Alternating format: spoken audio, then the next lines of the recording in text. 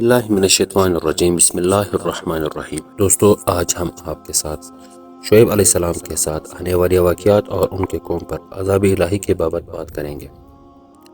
تو چلیے دوستو شروع کرتے ہیں حضرت شعیب علیہ السلام کا واقعہ۔ شعیب علیہ السلام کا قرآن کریم میں ذکر۔ اللہ تعالیٰ نے حضرت شعیب علیہ السلام اور ان کی قوم کا تذکرہ قرآن کریم کے 5 سورتوں میں بیان فرمایا ہے۔ نمبر 1 سورۃ الاعراف، نمبر 2 سورۃ الہود، نمبر 3 سورۃ الشعراء میں تفصیلی بیان ہے، جبکہ سورہ حور اور سورہ عنکبوت میں قدر مختصر۔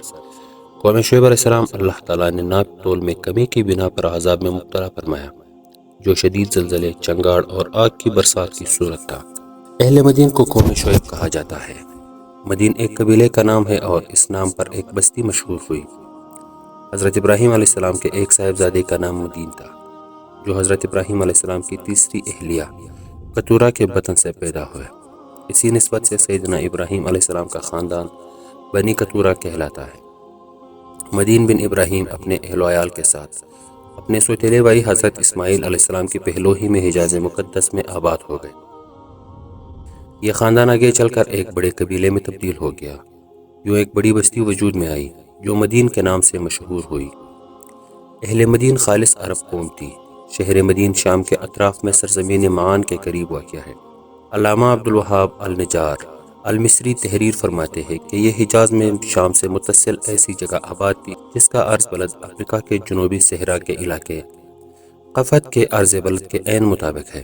قصص الانبیاء۔ قوم شعیب کی بدعمالیاں۔ یہ لوگ بڑے آسودہ حال، صاحب ثروت اور بلند اقبال تھے۔ پیشہ تجارت تھا، مگر افسوس کہ غیر اللہ کی پرستش اور ناپ تول میں کمی کرتے۔ دنیا میں سب سے پہلے ناپ تول میں کمی انہی لوگوں نے متعارف کروائی۔ اللہ تعالیٰ نے ان کی قوم میں ایک نیک بندے حضرت شعیب علیہ السلام کو ان پر مبعوث فرمایا۔ حضرت شعیب علیہ السلام نے انہیں اس پہلے قبیح سے روکا اور رب کی گرفت سے ڈرایا۔ آپ انہیں مسلسل وعظ و نصیحت کرتے رہے۔ پروردگار عالم نے حضرت شعیب علیہ السلام کو بہترین خطیبانہ صلاحیتوں سے نوازا تھا۔ ان کے پراثر تقاریر، پختہ دلائل اور ایمان افروز وعظ و نصیحت کی بنا پر مفسرین نے انہیں خطیب الانبیاء کے نام سے نوازا۔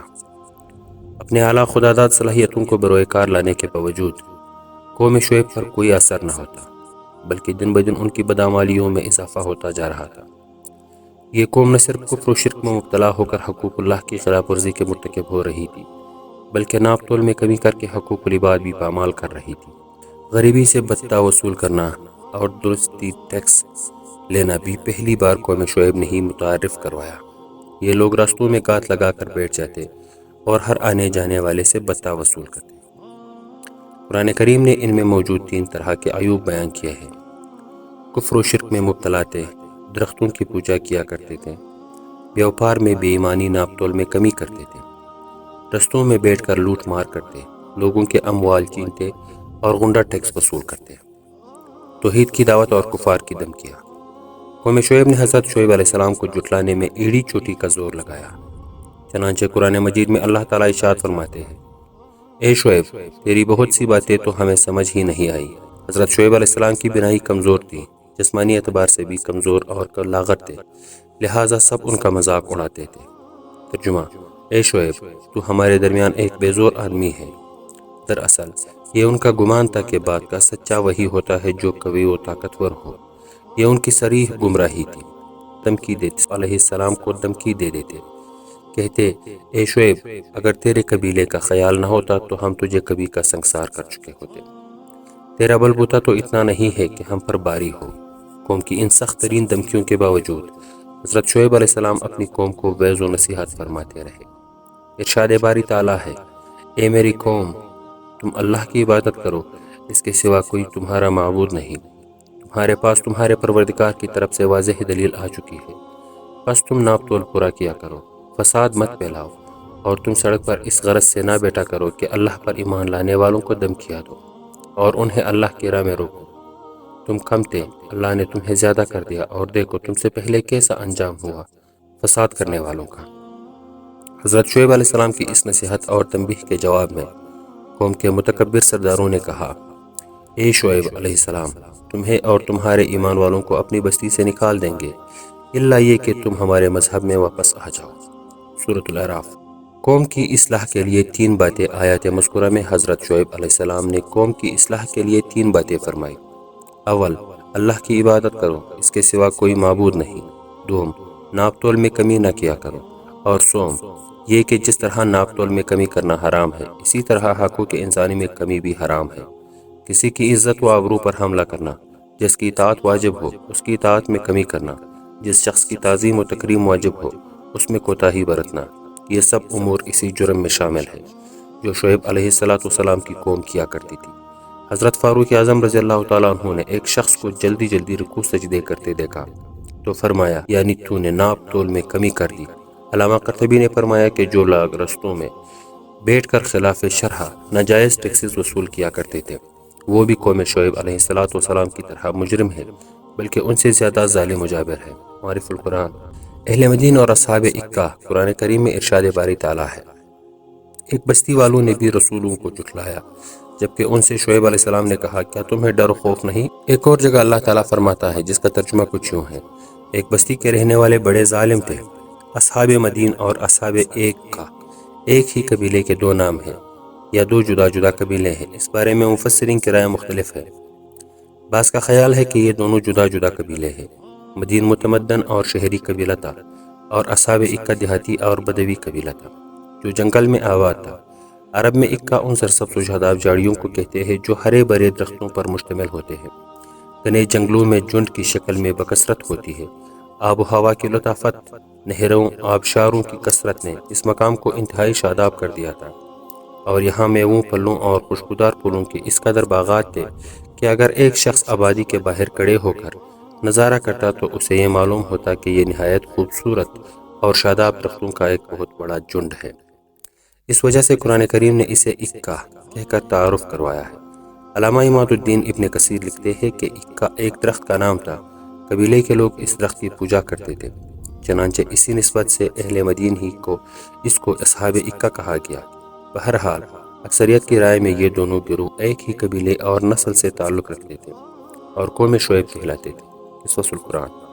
حضرت شعیب علیہ السلام نے ہر ممکن کوشش کر لی کہ کسی طرح اپنی قوم کو اعمال بد سے بچا کر راہ راست پر لے آئے، لیکن جب انہوں نے دیکھا کہ یہ قوم اپنے کفر و شرک پر مضر ہے اور ان پر وعظ و نصیحت کا کوئی اثر نہیں ہو رہا، تو کہا، اچھا تم بھی اپنی ڈگر پر چلتے رہو، عنقریب تمہیں جھوٹے سچے اور اس بات کا رسوا کن عذاب کا مستحق کون ہے علم ہو جائے گا۔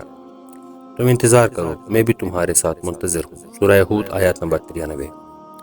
علامہ ابن کثیر فرماتے ہیں کہ اللہ تعالیٰ نے قوم شعیب پر 3 طرح کے عذاب کا ذکر فرمایا ہے: زمینی بونچال، چنگاڑ اور آگ کا بادل۔ سورۃ الاعراف میں اللہ تعالیٰ فرماتا ہے، ترجمہ، بس ان کو زلزلے یعنی زمینی بونچال نے آ پکڑا، سو وہ اپنے گھروں میں اوندے کے اوندے پڑے رہ گئے۔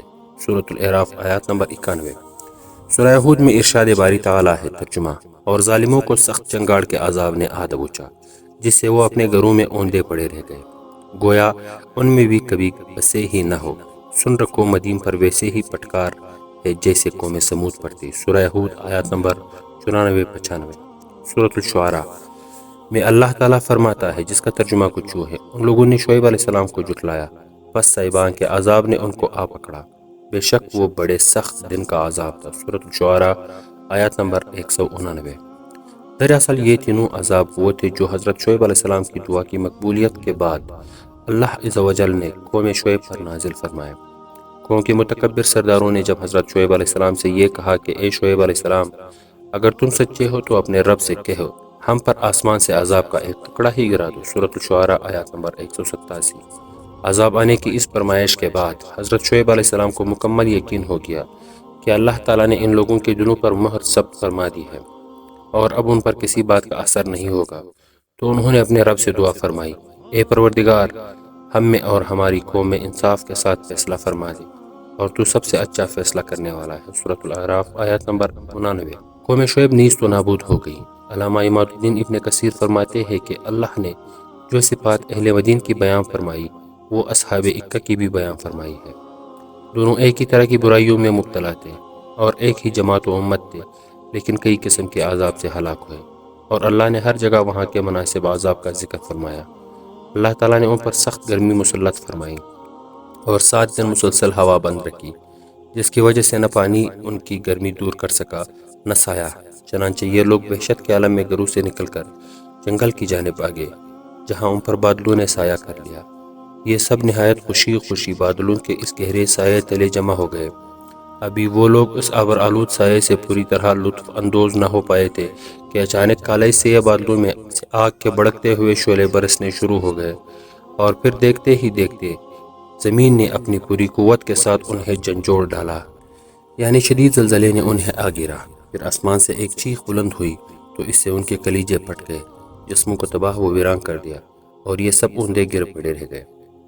قوم کی بربادی پر افسردہ کچھ مفسرین کے مطابق یہ دو قومیں تھیں جن کے نبی حضرت شعیب علیہ السلام تھے، جبکہ ان دونوں ہی پر عذاب کی نوعیت بھی الگ تھی۔ بعض کا خیال ہے کہ قوم شعیب کے 3 گروہوں پر الگ الگ عذاب نازل کیا گیا، واللہ عالم۔ بہرحال قرآن کریم کی اس بات کی تصدیق کرتا ہے کہ قوم سمود کی طرح پوری قوم شعیب کو بھی عذاب کے ذریعے ختم کر دیا گیا۔